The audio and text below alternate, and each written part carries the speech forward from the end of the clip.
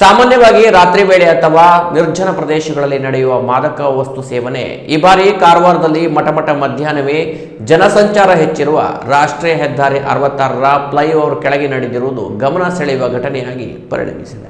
ನಗರದ build circle ಸಮೀಪದ flyover ಕೆಳಗೆ ಗಾಂಜಾ ಸೇವಿಸಿ ಅಮಲಿನಲ್ಲಿ ತೇಲಾಡುತ್ತಿದ್ದ ವ್ಯಕ್ತಿಯೊಬ್ಬನನ್ನು ಕಾರವಾರ ಶಹರ ಠಾಣೆ ಪೊಲೀಸರು ವಶಕ್ಕೆ ಪಡೆದಿದ್ದಾರೆ. ಬಂಧಿತ ಆರೋಪಿಯನ್ನು ಕೋಣೆಮಾಡದ ಕೆಇಬಿ ನಿವಾಸಿ 36 ವರ್ಷದ ಮನ್ಸೂರ್ ಶೇಖ್ ಎಂದು ಗುರುತಿಸಲಾಗಿದೆ. ಬುಧವಾರದಂದು ಮಧ್ಯಾಹ್ನ ಸುಮಾರು 12 ಗಂಟೆ ಸುಮಾರಿಗೆ ವ್ಯಕ್ತಿಯೊಬ್ಬ ಮಾದಕ ವಸ್ತು ಸೇವಿಸಿ ಮೈಮರೆತಿರುವ ಬಗ್ಗೆ ಪೊಲೀಸರಿಗೆ ಮಾಹಿತಿ ಲಭಿಸಿತ್ತು.